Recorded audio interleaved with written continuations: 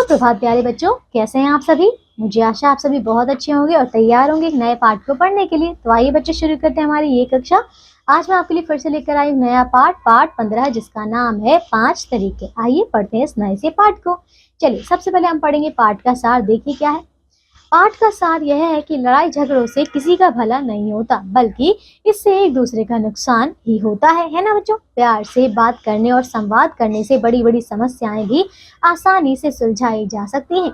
संवाद के माध्यम से हम एक दूसरे के नजरिए को समझने का प्रयास करते हैं। ठीक है बच्चों, तो आइए पढ़ते हैं बहुत ही अच्छे तरीके जिसमें हम संवाद के द्वारा बड़ी बड़ी परेशानियों को भी हल कर लेंगे। चलिए शुरू करें। देखो, एक दिन रीना का अपने सबसे अच्छे दोस्त से झगड़ा हो गया।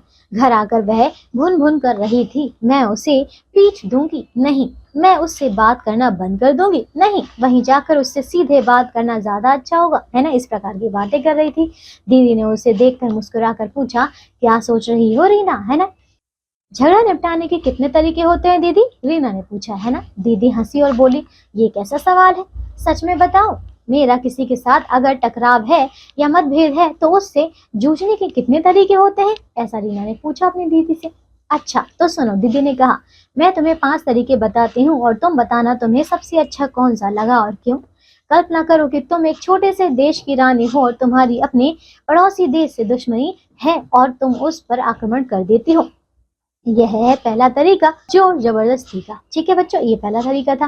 रीना कल्पना करने लगी कि वह सिंहासन पर बैठी है, अब वह घोड़े पर बैठकर अपनी फौज के आगे आगे जा रही है और फिर उसने दुश्मन के सारे फौजियों को मार गिराया। मगर यह सभी मुमकिन होगा, पर यह तभी मुमकिन होगा जब उसके पास दुश्मन देश की फौज से बहुत ज्यादा बड़ी फौज हो।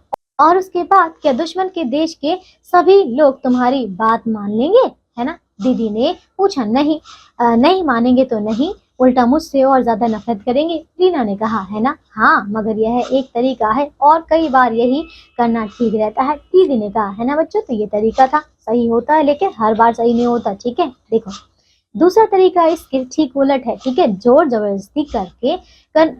जोर जबरदस्ती करने की बजाय उनकी सारी बातें मान लो। ठीक है, इसे कहते हैं समर्पण करना, है ना। रीना कल्पना करती है कि दुश्मन देश की फौज उसकी अपनी फौज से बहुत बड़ी है, वह दूसरे देश की रानी के सामने झुक रही है और उसके सामने अपने हथियार डाल रही है ना। नहीं, यह तो नहीं चलेगा, कोई और तरीका बताओ, वह बोली, है ना। दीदी ने कहा, लेकिन कभी कभी यह तरीका भी सही होता है ना। तो हर बार तुम्हारे पास झगड़े में जीतने के साधन तो नहीं हो सकते, और यह भी हो सकता है कि तुम्हें समझ में आए कि दूसरे पक्ष की बातें सही हैं और उनको मान लेना ही समझदारी होगी, है ना बच्चों। तो ये दूसरी बात थी, है ना, समझ गए। तो ये बच्चों दूसरी बात थी। अब आइए आगे चलते हैं। तीसरा तरीका, दीदी आगे बोली कि तुम झगड़े को टाल दो, है ना, ना हार मानो ना युद्ध करो, बस झगड़े के मसले के बारे में सोचो ही मत। रीना सोचने लगी कि पड़ोसी देश की रानी उसके बारे में बुरा भला कह रही है, मगर वह खुद इसके बारे में कोई बात नहीं कर रही है ना। दूसरी रानी की बातें अनदेखी और अनसुनी कर रही है। कई बार ऐसा करना ही सबसे अच्छा होता है, जोर जबरदस्ती ना करें, अपने फौजियों की जान ऐसे ही क्यों गवा दें, है ना, वे भी किसी के बच्चे हैं, दीदी ने कहा, है ना बच्चों। तो ये था तीसरा तरीका, है ना, जिसमें हम अनसुनी कर देंगे, बात टाल देंगे झगड़े की, है ना। अब देखिए, दीदी ने कहा चौथा तरीका समझौते का है, थोड़ी उनकी बात मान लो, थोड़ी अपनी बात मनवा लो, है ना। रीना कल्पना करने लगी कि दोनों रानियां बैठकर भाव ताव कर रही हैं।